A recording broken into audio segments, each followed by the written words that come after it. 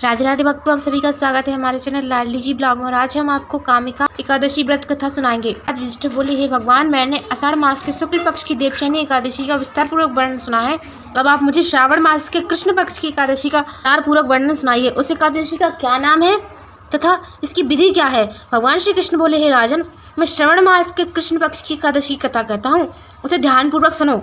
एक समय इस एकादशी की पावन कथा को भीष्म पितामह ने लोकहित के लिए नारद जी से कहा था। नारद जी ने पूछा कि हे पितामह, आज मेरी श्रावण मास के कृष्ण पक्ष की एकादशी की कथा सुनने की इच्छा है, अतः आप एकादशी की व्रत की कथा विधि सहित सुनाइए।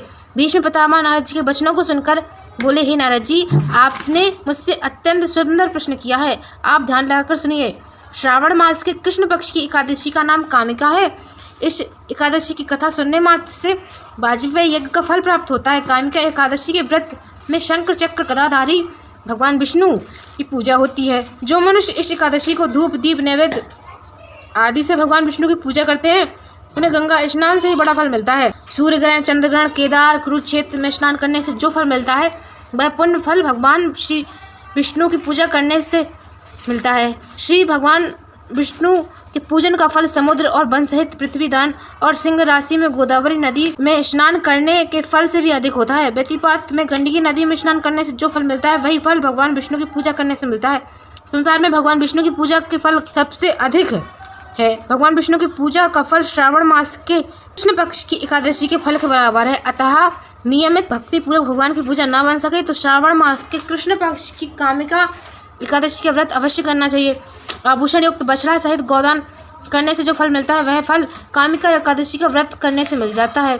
जो उत्तम द्विज श्रावण मास के कृष्ण पक्ष की कामिका एकादशी का व्रत करते हैं तथा भगवान विष्णु की पूजा करते हैं, उनसे समस्त देव, नाग, किन्नर, पितृ आदि की पूजा हो जाती है। हे नारद, स्वयं भगवान ने अपने श्रीमुख से कहा है कि मनुष्यों को आध्यात्म विद्या से जो फल मिलता है, इससे अधिक फल कामिका एकादशी का व्रत करने से मिल जाता है। इसलिए पाप से डरने वाले व्यक्तियों को विधि विधान सहित इस व्रत को करना चाहिए। उत्तम मनुष्य श्रावण मास के कृष्ण पक्ष की कामिका एकादशी को तुलसी से भक्तिपूर्वक श्री विष्णु भगवान की पूजा करते हैं। वे इस संसार सागर में रहते हुए भी इससे अलग रहते हैं, जिस प्रकार कमल जल में रहते हुए भी जल से अलग रहता है।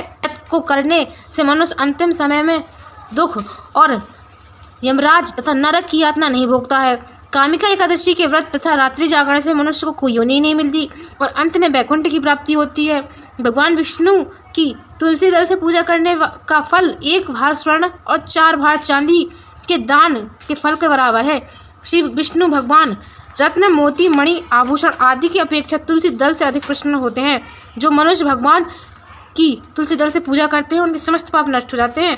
हे नारद, मैं स्वयं भगवान की अत्यंत प्रिय श्री तुलसी महारानी को नमस्कार करता हूँ।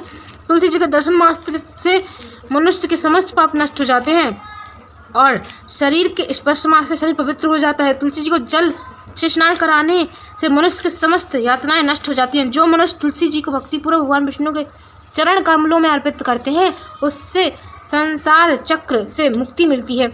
जो मनुष्य इस कामिका एकादशी की रात्रि में जागरण करते हैं और श्री चरणों में दीपदान करते हैं, उनके पुण्यों को लिखने में भी चित्रगुप्त असमर्थ है। जो मनुष्य एकादशी के दिन भगवान के सामने दीप जलाते हैं, उनके पितृ स्वर्ग लोक में सुधा का पान करते हैं।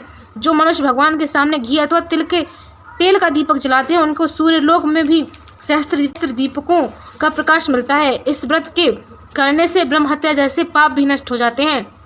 कामिका एकादशी के महत्व के श्रवण व पठन से मनुष्य अंत में वैकुंठ को जाता है। यदि आपको वीडियो अच्छी लगी हो तो वीडियो को लाइक करें, चैनल को सब्सक्राइब करें और वीडियो को ज़्यादा से ज़्यादा शेयर करें। राधे राधे।